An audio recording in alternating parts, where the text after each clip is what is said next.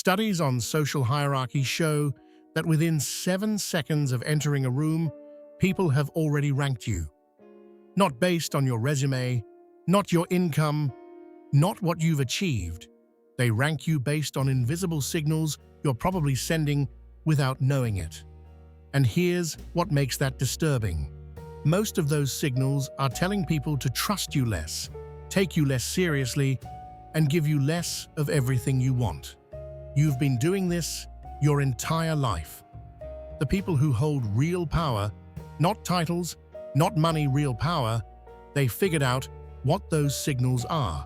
They reversed them. And they never told you how. So what is the actual psychology behind power? And why does it seem to avoid most people, no matter how hard they chase it? Power is one of the most misunderstood forces in human psychology. Most people think it's something you earn, a reward for hard work, or talent, or status. But that's not how it actually operates. Power is a perception game. It exists in the minds of the people around you before it ever exists in your hands. What you're about to hear isn't a motivational framework. It's a psychological map of why most people unconsciously disqualify themselves from power before the game even starts. We're going to break down the specific mental patterns that keep people powerless, what the brain actually does when it senses dominance, and how the truly powerful move through the world differently. Pay close attention. This kind of clarity doesn't come twice. The first thing you need to understand is what psychologists call the surrender pattern. It's the single most common reason intelligent, capable people never accumulate real power. Here's what it looks like. Someone challenges you, subtly, maybe even politely. Your instinct is to explain yourself, to justify, to over-communicate your reasoning. You think you're being rational. What you're actually doing is broadcasting submission. Every explanation you didn't have to give just told the room you needed their approval. Julius Caesar understood this centuries before psychology had a name. When his enemies expected him to panic after crossing the Rubicon, he moved forward with absolute calm. No explanation, no justification. He let the actions speak. The people around him interpreted that stillness as certainty, and certainty is the oldest signal of power there is. The surrender pattern isn't just about what you say, it's about what you feel compelled to say when no one asked. Think about the last time you over-explained a decision at work, or texted someone twice before they replied, or softened a boundary because you were afraid of how it would land. Each of those moments was a small transfer of power away from you. You handed it over voluntarily, and the other person felt it, even if they couldn't name it. The powerful don't explain unless it serves them. They don't justify unless they choose to.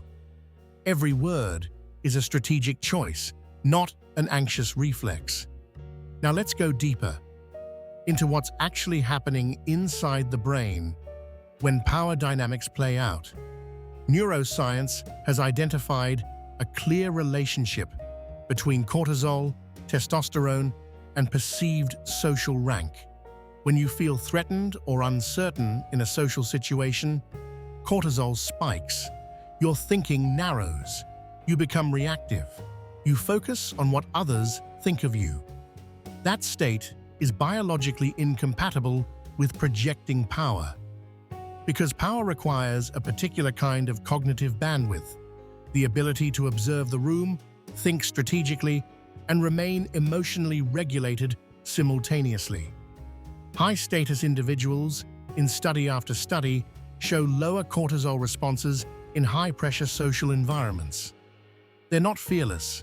They've simply trained, consciously or not, to keep the stress response from hijacking their behavior.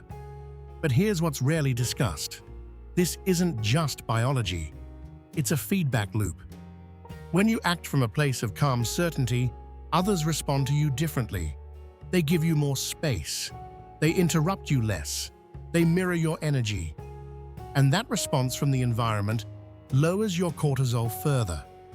Power, neurologically speaking, is self-reinforcing. The problem is that most people enter this loop from the wrong end. They wait to feel powerful before acting powerful. That's backwards.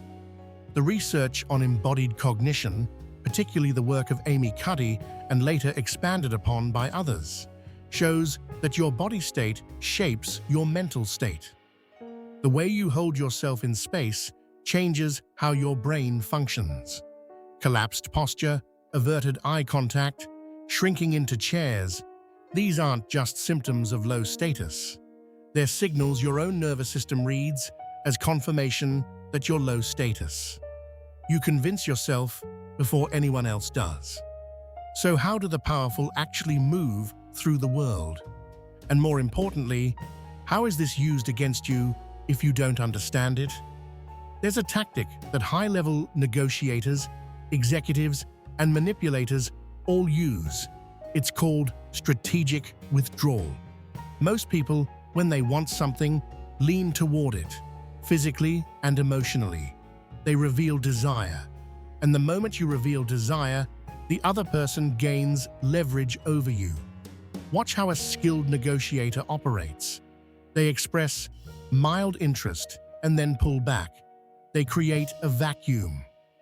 Human psychology is wired to chase what retreats.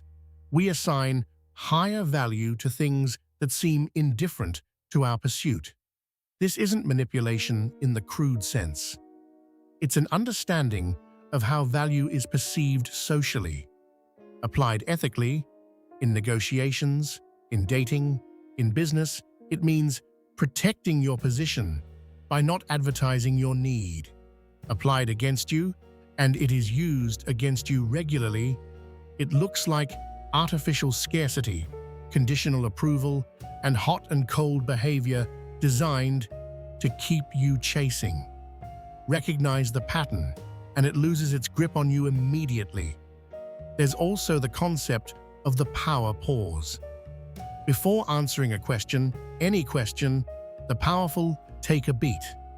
Not because they don't know the answer, because they've learned that silence carries authority. It signals that your words are chosen, not anxious, that you're responding, not reacting. Most people fill silence because it makes them uncomfortable. The powerful let silence work for them. These aren't tricks. They're habits of mind that compound over time. Every interaction is either building your position or eroding it. The question is whether you're doing that consciously. Now here's the part that reframes everything. Remember the question from the beginning. Why does power seem to avoid most people, no matter how hard they chase it? The answer is the chase itself. Real power doesn't come from pursuing power. It comes from the complete internalization of your own value to the point where you stop needing external confirmation of it. Every tactic we've discussed, the stillness, the withdrawal, the pause, they're all downstream of one fundamental shift. The shift from seeking approval to simply not requiring it. The most powerful people in any room aren't trying to seem powerful. They've stopped auditing how they're being perceived.